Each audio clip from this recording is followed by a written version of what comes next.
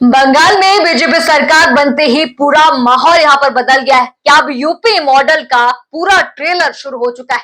पहले यहां पर लाउडस्पीकर, फिर बुलडोजर, फिर धार्मिक तनाव। क्या यही है बीजेपी का नया राजनीति का रोड मैप? जी हाँ, जो लोग सबका साथ का नारा देते थे, सबका विकास का नारा देते थे, अब वही हर मुद्दे को हिंदू मुस्लिम में बदलते यहां पर दिख रहे हैं। जैसा कि आप सब देख ही रहे, आसनसोल में सिर्फ पत्थर नहीं चले, बंगाल की राजनीति में एक नई चिंगारी भी यहां पर भड़क उठी। क्या बंगाल को भी उसी रास्ते पर धकेला जा रहा है जहां चुनाव से ज्यादा नफरत का शोर सुनाई देता है? जी हाँ, सरकार यहां पर ये कह रही है कि कानून लागू हो रहा है, लेकिन जनता यहां पर पूछ रही है, कानून सबके लिए बराबर है या सिर्फ चुनिंदा लोगों के लिए है? और सबसे बड़ा सवाल यहां पर आता है, क्या विकास खत्म हो चुका है? इसलिए अब धर्म की राजनीति जो है बीजेपी कर रही है, क्योंकि यही आखिरी हथियार उनके पास बचा है जो वो हर जगह इस्तेमाल करते रहते हैं। नमस्कार, मैं हूं राधा राणा और आप देख रहे हैं टाइम्स एक्सप्रेस। चलिए बढ़ते हैं टॉप हेडलाइंस की ओर, क्योंकि ये मुद्दा काफी तूल पकड़ता है, यहाँ पर नजर आ रहा है। आसनसोल में बवाल, लाउडस्पीकर बंद कराने पहुंची पुलिस टीम से झड़प, चौकी में तोड़फोड़, लाठीचार्ज। आसनसोल वायरस, आसनसोल में क्यों भड़का विवाद, लाउडस्पीकर से शुरू हुआ मामला, पुलिस पथराव तक कैसे पहुंचा। आसनसोल में लाउडस्पीकर पर बवाल के बाद पुलिस ने हालात पर किया काबू, अतिरिक्त बल तैनात। तो दर्शकों, आप पूरा मामला यहाँ पर देख चुके हैं। जो कुछ आसनसोल में हुआ वो सिर्फ एक स्थानीय विवाद यहाँ पर नहीं रहा है, ये उस बदलते राजनीतिक माहौल की तस्वीर है जो अब पश्चिम बंगाल में यहाँ पर दिखाई देने लगा है।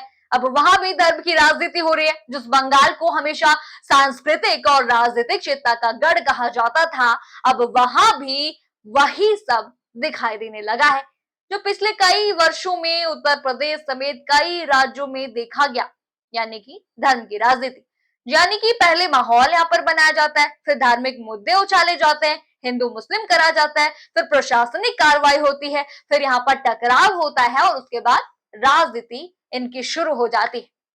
तो आगे आप देखिए, इस पर ट्वीट भी काफी आ रहे हैं, सोशल मीडिया पर वायरल ये मुद्दा चल रहा है।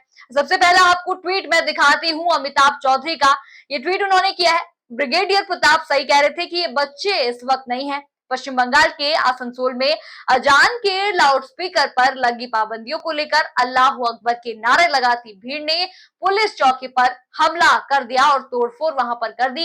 इस्लामिस्ट हमेशा से महिलाओं और नाबालिग बच्चों को आगे करके पुलिस और हिंदुओं को निशाना बनाते रहे, ताकि जब पुलिस कार्रवाई करे तो फिर पीड़ित बनने का नैरेटिव यहाँ पर बनाया जा सके, ये उनका यहाँ पर कहना है। दूसरा ट्वीट भी आप देखिए, दूसरा ट्वीट देखिए, राकेश पांडे का ये दूसरा ट्वीट है। कल रात पश्चिम बंगाल के आसनसोल में मुसलमानों द्वारा थाना पर हमला करा गया। मस्जिदों से लाउडस्पीकर हटाने को लेकर विवाद हुआ, जिसके बाद मुस्लिम भीड़ ने हमला कर दिया। जहांगीर मोहल्ला और कसाई मोहल्ला के रहने वाले लोगों द्वारा थाना पर हमला करके तोड़फोड़, पत्थरबाजी और आगजनी यहाँ पर की गई। गाड़ियों को भी आग के हवाले यहाँ पर कर दिया गया। आगे आप देखिए अब पुलिस इस पर क्या कह रही है, क्योंकि वो भी यहाँ पर सुनना जरूरी है। पुलिस यहाँ पर है, आसनसोल पश्चिम बंगाल की पुलिस है। Deputy commissioner of police VG Satish Pashumarthi ने इस वक्त यहाँ पर कहा कि अब स्थिति पूरी तरह से नियंत्रण में है। पुलिस पूरे मामले पर नजर रखे हुए है। सीसीटीवी फुटेज के आधार पर सभी आरोपियों की पहचान यहाँ पर की जा रही है और शामिल लोगों पर कानूनी कार्रवाई भी यहाँ पर होगी। ये जो है ट्वीट यहाँ पर थे, ट्वीट जो है जनता भी कर रही है, अब पुलिस ने भी यहाँ पर बयान दे दिया है। अब आपको खबर विस्तार से मैं बताती हूँ कि आखिर पूरा मामला क्या है। अब पश्चिम बंगाल सरकार ने हाल ही में मस्जिदों, मंदिरों और दूसरे धार्मिक स्थलों पर लाउडस्पीकर के इस्तेमाल को लेकर नए दिशा निर्देश यहाँ पर जारी किए हैं। इन नियमों के तहत कहा गया कि धार्मिक स्थलों पर माइक्रोफोन और साउंड सिस्टम की आवाज सिर्फ परिसर तक सीमित नहीं रहनी चाहिए, ताकि वहीं तक सीमित रहनी चाहिए ताकि ध्वनि प्रदूषण को यहाँ पर रोका जा सके। इसलिए ये नियम यहाँ पर लागू हुआ था। इसी आदेश को लागू कराने के लिए शुक्रवार को पुलिस आसनसोल के रेल पार और जहांगीर मोहल्ला इलाके में पहुंची। शुरुआत में सब कुछ यहाँ पर सामान्य था। पुलिस जो है स्थानीय लोगों और धार्मिक संस्थानों के लोगों से बातचीत यहाँ पर कर रही थी, लेकिन शाम होते होते माहौल जो है अचानक से यहाँ पर बदल गया।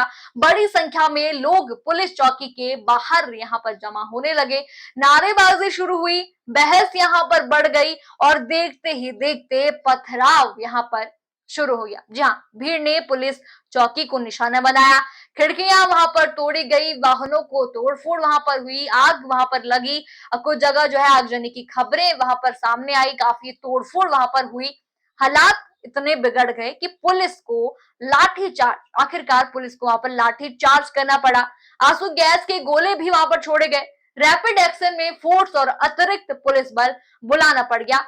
अब यहाँ सबसे बड़ा सवाल यहाँ पर ये उठ रहा है कि क्या सिर्फ कानून व्यवस्था का मामला ये रह गया है या फिर इसके पीछे राजनीति की लंबी पटकथा चल रही है?